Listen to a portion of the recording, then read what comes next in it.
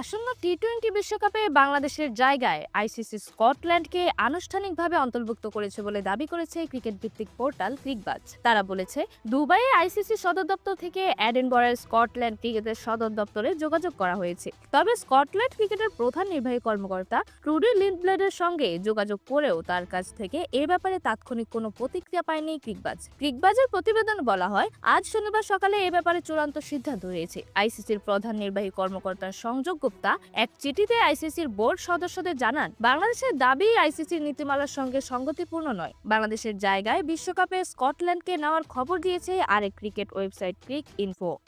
ক্রিকবাজের ধারণা, বোর্ডের সব সদস্যকে পাঠানো এই চিঠিতে গুপ্তা উল্লেখ করেছেন, বাংলাদেশ ক্রিকেট বোর্ড আইসিসি বোর্ডের সিদ্ধান্ত মানছে না এবং সে কারণে বাংলাদেশকে বাদ দিয়ে টি-20 বিশ্বকাপের জন্য অন্য একটি দেশকে আমন্ত্রণ জানানো ছাড়া কোনো উপায় নেই। সেই দেশটি স্কটল্যান্ড। এই চিঠির অনুলিপি বিসিবি সভাপতি ও আইসিসি বোর্ডের সদস্য আমিনুল ইসলামের কাছেও পাঠানো হয়েছে। তবে এ ব্যাপারে বিসিবি এখনো কিছু জানায়নি। আইসিসি গত বুধবার চূড়ান্ত সিদ্ধান্ত জানিয়ে দেয়, টি-20 বিশ্বকাপে খেলতে হলে বাংলাদেশকে ভারতে গিয়েই খেলতে হবে। এরপর সরকারের সঙ্গে কথা বলতে আইসিসির কাছ থেকে 24 ঘন্টা সময় চেয়েছিল বিসিবি। তবে এই সময়েও বাংলাদেশের সিদ্ধান্ত বদল হয়নি।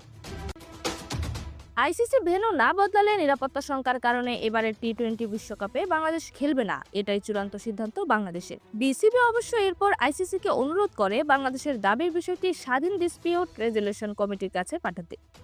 বিশ্বকাপে সুযোগ না পাওয়া দলগুলোর মধ্যে সর্বোচ্চ র্যাঙ্কিং স্কটল্যান্ডের। বাংলাদেশ না খেললে বদলি হিসেবে তাই স্কটল্যান্ডের জায়গা পাওয়াটা প্রত্যাশিতই। এখন টি-20 বিশ্বকাপের সি গ্রুপে বাংলাদেশের জায়গায় খেলবে স্কটল্যান্ড। এই গ্রুপ থেকে তারা 7 ফেব্রুয়ারি ওয়েস্ট ইন্ডিজ, 9 ফেব্রুয়ারি ইতালি এবং 14 ফেব্রুয়ারি ইংল্যান্ডের বিপক্ষে কলকাতায় খেলবে। এরপর 17 ফেব্রুয়ারি মুম্বাইয়ে খেলবে নেপালের বিপক্ষে। ভারতের উগ্রপন্থী গোষ্ঠীর হুমকির মুখে গত 3 জানুয়ারি মুস্তাফিজকে আইপিএল থেকে বাদ দেয় ভারতীয় ক্রিকেট বোর্ড। একজন খেলোয়াড়ের নিরাপত্তা নিশ্চিত করতে না পারলে টি-20 বিশ্বকাপে বাংলাদেশ দল এবং সমর্থক সাংবাদিকদের নিরাপত্তা ভারত কিভাবে দেবে, এমন প্রশ্ন তুলে টুর্নামেন্টের আরেক আয়োজক শ্রীলঙ্কায় বাংলাদেশের ম্যাচ স্থানান্তরের দাবি জানায় বিসিবি। কিন্তু আইসিসির বোর্ড সভায় ভোটাভুটিতে অধিকাংশ সদস্য দেশ ভেন্যু না বদলানোর পক্ষেই মত দেন। এরকমই যে কোনো খেলার আপডেট সবার আগে পেতে অবশ্যই চ্যানেলটি সাবস্ক্রাইব করে রাখুন। ধন্যবাদ। Flavours news.